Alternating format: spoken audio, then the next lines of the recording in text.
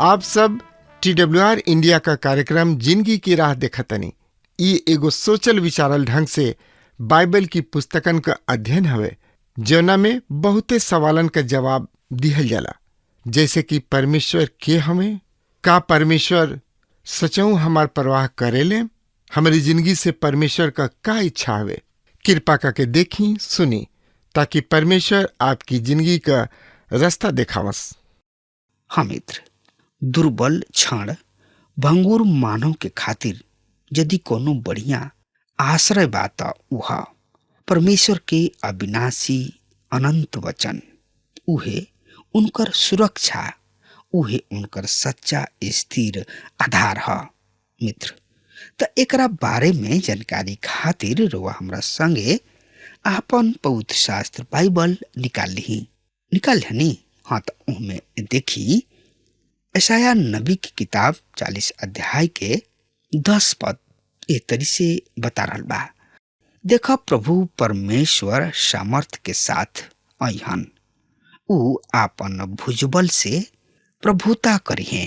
देखा, ऊ प्रतिफल देवे अइहन और उनकर बदला दिहल भी उनका हाथ में बा। मित्र, अब यहाँ यशायाह जैसन ऊ करत आइल बने, पुनः उहे कर रहल बने। मसीह यीशु के पहला एवं द्वितीय आगमन निकट ले आके पेश कर रहल बने। ई पद उनका भावी आगमन के ओर इशारा करता। शुभ संदेश भी तो उनकर पहला और दूसरा आगमन दोनों के उल्लेख करता। ई संभव बा कि प्रभु के पहला तथा दूसरा आगमन पर विचार करत हम प्रमुख विषय से दूर हो जाई। उनकर पहला आगमन उतना ही महत्वपूर्ण रहे जितना कि उनकर दूसरा हाली आइल, यानी कि दूसरा हाली आगमन। प्रिय मित्र, और ज्यादा से ज्यादा जानकारी खातिर रुआ हमरा संगे आपन पवित्र शास्त्र बाइबल से देखी और उनमें निकाल ली यशायाह नबी की किताब 40 अध्याय के 11 पद के हमरो सामने पढ़ल बनी। ऊ चरवाहा के समान अपना झुंड के चरई हैं, ऊ मेमना सबके अपना बाही में समेट ली हैं और गोदी में ले रही हैं, तथा दूध पियावे वाली भेड़ सबके धीरे धीरे ले चली हैं। मित्र भाई बहन, आपन पहला आगमन के समय मसीह यीशु चरवाहा के पद स्वीकार कैलन और घोषित कैलन, हम बढ़िया चरवाहा हई। बढ़िया चरवाहा अपना भेड़न के हित में जान दिहल करेलन। यही अध्याय के पद 12 एह तरी से बता रहा बा के महासागर के चुलू से नापल और आकाश के बीता से नापल तथा पृथ्वी के धूर के नपुआ से नापलस। पहाड़ के तरजुई से और पहाड़ी सबके के कांटा से जोखल। ऐसन उच्चा विशालता के ओर हमनी के ध्यान आकर्षित कैल जा रहल बा। मानव बुद्धि के क्षमता से बहरी के विषय है।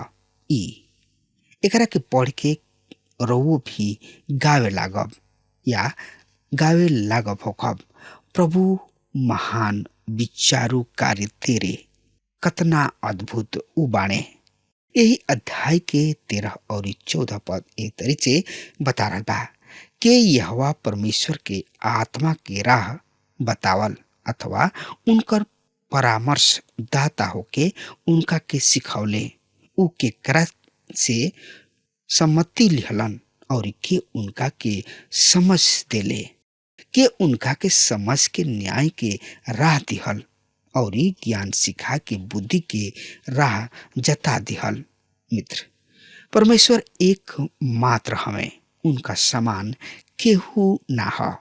उनका भला का आवश्यकता बा कि उ केहू की ने सलाह लेबे जास। केहू उनका से इस सवाल बड़ा खुशी खुशी कैले, उ के हमें जौन की रोवा उनका के देखनी पर परमेश्वर ना। जवाब बड़ा ही सरल बा और सटीक बा। अपना ऐसन अन्य हमनी के ऐसन तो तो अनेक हो सकेलन। जैसे हमरा नाम के दूसर आदमी भी हो सकता, जैसे कि हमरा नाम के कोनो आदमी बम्बई में बा, हमनी के चेहरा वाला अन्य आदमी भी हुई हैं और ई संभव भी बा। और केहू में ठीक हमरा ही जैसन गुण होखे, पर परमेश्वर के बारे में ऐसन सब नहीं हो सकत। ऊ एक ही हमें, उनका तुल्य और केहू ना ह। मित्र, ए अध्याय के 18 पद के हमरो सामने पढ़े जा रहल बनी। एह पद में एह तरी से लिखल बा, तब तू परमेश्वर के केकरा समान बतैबा, अतः उनकर उपमा केकरा से करबा। मित्र, हमार और राउर ज्ञान बहुत ही सीमित बा। जौन कुछ हमनी के जानी न जा, ऊ केवल ऊ है हमें जौन की ऊ अपना वचन के द्वारा हमनी पर प्रकट कैल उचित समझलन। और ई संभव नहीं कि ऊ हमनी के सब कुछ बता देले बाणे। सबसे पहले हमरा के तो अभी उहे समझ में नहीं खे आइल कि ऊ का हमरा से कोइले बाणे। ऐसा परमेश्वर और अन्य देवता सब की भिन्नता स्पष्ट कर रहल बाणे।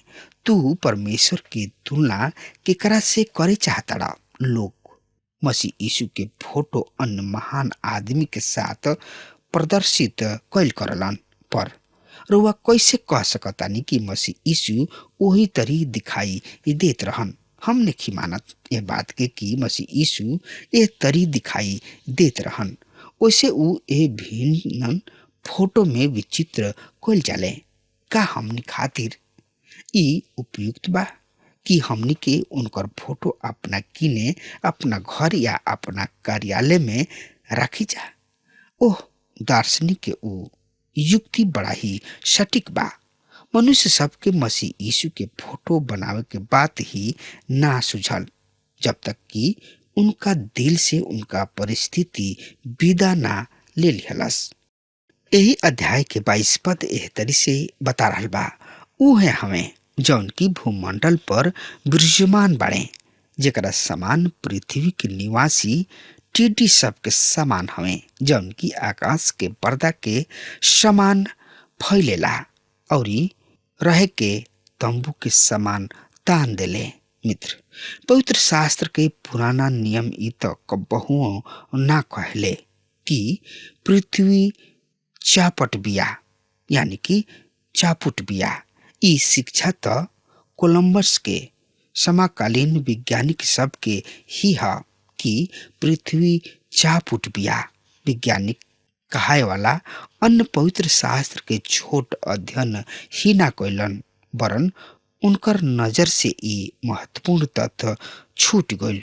ई पद तो स्पष्ट कर रहल बा, पृथ्वी के गोल होखला के बाद बहुते बड़ गोल सृष्टि में छोट वृत्त पृथ्वी के और परमेश्वर के सिंहासन पृथ्वी के सबसे सशक्त टेलीस्कोप के क्षमता के परे स्थापित बा।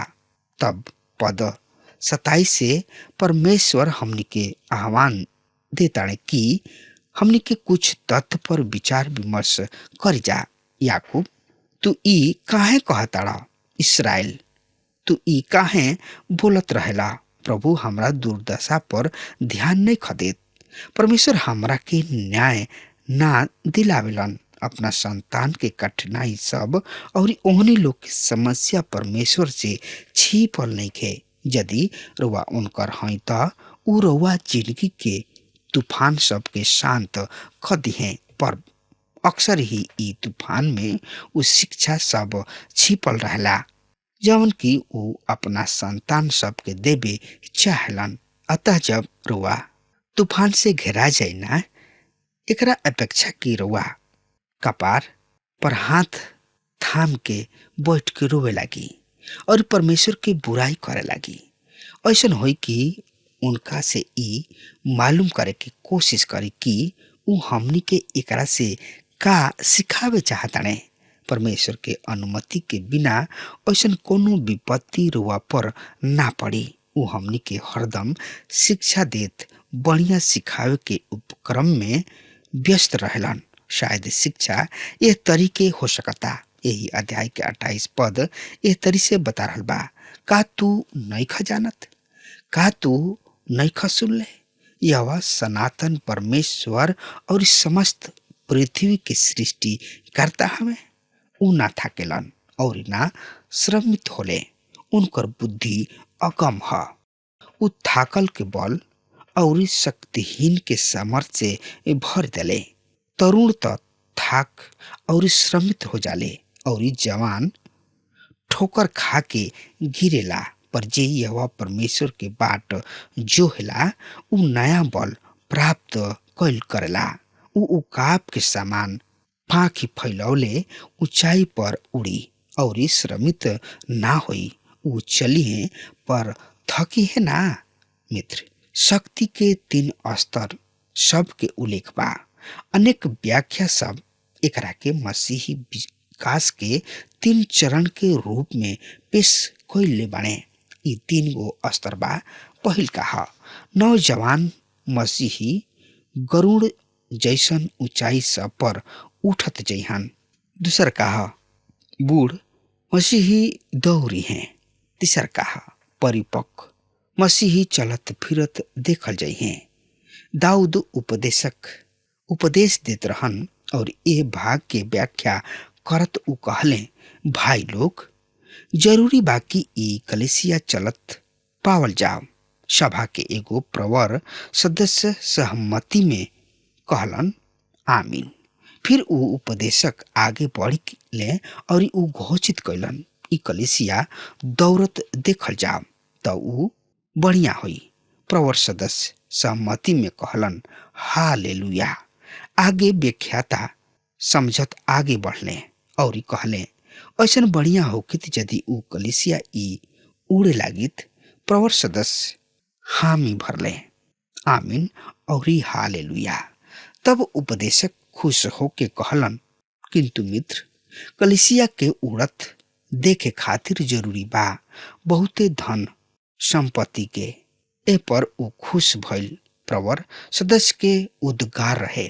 तब त महाशय यानी कि सर ओकरा के चले ही दिही, चलत ही रह दिही। रुआ केहू काहे ना होखी। यदि रुआ परमेश्वर के साथ साथ चले चाहतानी त ई याद राखी, ई बिना कीमत चुकौले संभव नहीं खे, पर होखे एकरा खातिर परमेश्वर रुआ के समर्थन एवं क्षमता जरूर प्रदान करी है। यदि रुआ के चले खातिर शक्ति जरूर होई त ऊ परमेश्वर की ओर से प्राप्त होत रही। यदि रुआ खातिर उड़े के जरूरी होई त परमेश्वर रुआ के एकरा खातिर शक्ति प्रदान कर दी है। ई अध्याय परमेश्वर के संतावना शांति के विषय एगो उत्तम अध्याय है।